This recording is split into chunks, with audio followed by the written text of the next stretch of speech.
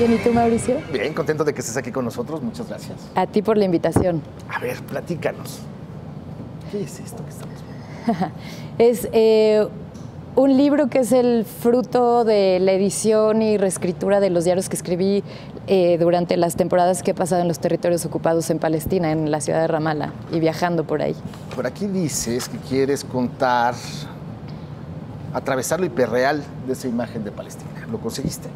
Claro, porque yo lo que había conocido de Palestina era más que nada a través de las imágenes del cine documental, de las noticias, y entonces lo que yo buscaba era ver la cotidiana de la vida en Palestina y cómo se hacía presente la ocupación en el día a día de los palestinos y cómo también, a pesar de la ocupación, se puede tener vida normal.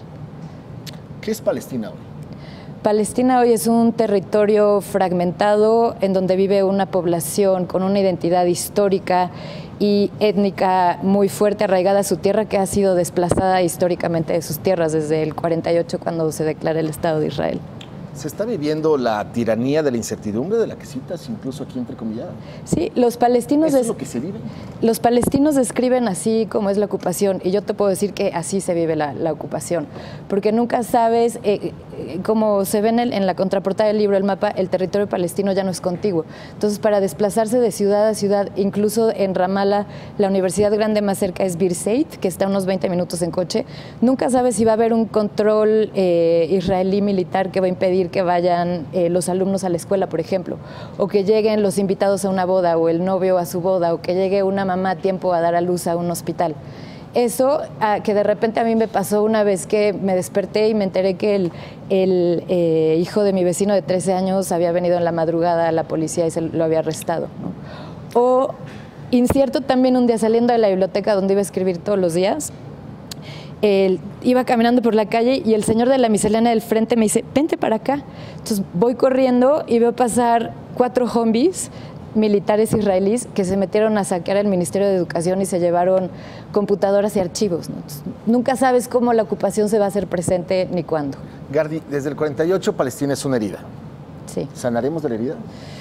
Hijo, yo creo que está muy difícil. Yo creo que la declaración de Trump de decir que van a hacer la embajada de Estados Unidos en Jerusalén es como darle un martillazo al féretro del proceso de paz, en el que Estados Unidos está renunciando a su rol como mediador en el proceso de paz, ¿no? David Grossman, Amos Oz nos han ayudado a entender, sí, por el lado judío.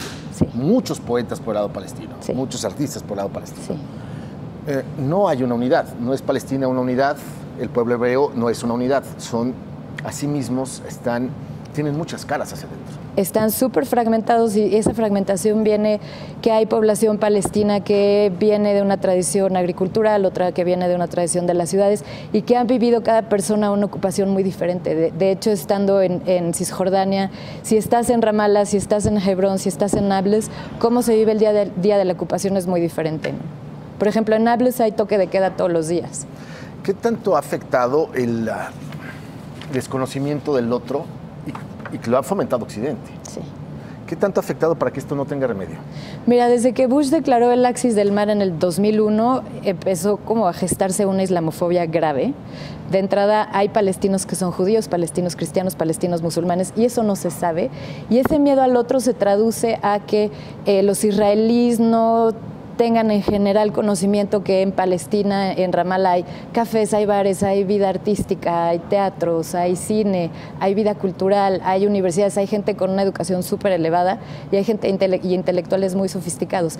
Y eso del lado de Israel casi no se sabe o muy poca gente lo sabe y se piensa en los palestinos nada más como cada palestino como un potencial terrorista, mientras que los palestinos lo único que reconocen de los israelíes es como soldados. Los que vimos las fotos de Oslo, los que vimos las fotos de Campo David, creímos que ya se había conseguido, sí, pero poco duró. Poco duró y lo que pasó fue que hubo un proceso interno de corrupción de la Autoridad Nacional Palestina, como todos sabemos, por un lado, y por otro lado los acuerdos de Camp David se postergó y nunca en realidad se cumplieron, y entonces los palestinos es cuando organizan otra movilización armada y es la segunda intifada en 2002, ¿no? Aquí la OLP tenía una base importante en muchos lugares del mundo. ¿Cumplió su función la OLP? ¿Se traicionó en el camino? ¿Qué pasó?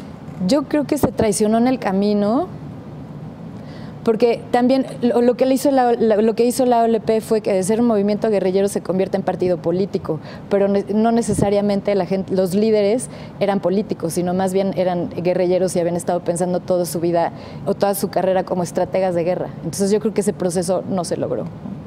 ¿Qué pasó después de la muerte de Arafat? Porque es clave en esta historia. Pues es que no han tenido un líder tan carismático como Arafat, por un lado. Por otro lado, los palestinos quedaron hartos de la Autoridad Nacional Palestina y votaron por Hamás. Y en ese momento en el que hay elecciones democráticas por primera vez en Palestina, pues Oriente, Israel, Estados Unidos empiezan a hacer muchísima presión. Y lo que tienes es ahora una separación absoluta entre Gaza, que está gobernado por Hamás, que Hamás no reconoce al Estado de Israel, y la Autoridad Nacional Palestina, que sí reconoce al Estado de Israel y que sí estaba dispuesto a negociar hasta hace poco, pero que también es muy corrupta y que la gente que está en la élite goza de ciertos privilegios que han negociado con Israel, y ahí pues está implosionando poco a poco la sociedad palestina. Ansiedad sería la palabra de hilo conductor del texto. Sí. ¿Qué otras heridas te dejó en la conciencia, en el cuerpo, en el alma, en tu fragilidad esta serie de viajes?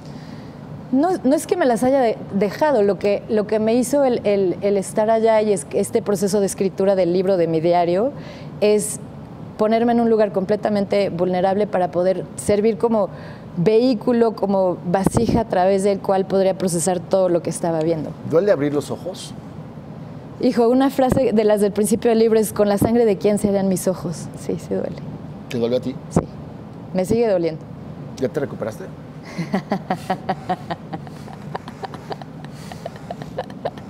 Pues es que no quiero entrar en el tema de la feminidad como una abierta herida perpetua, pero yo creo que la vulnerabilidad es mucho más poderosa que las corazas que a veces podemos construir. Bueno, la última pregunta que te hago, porque esto me fascinó.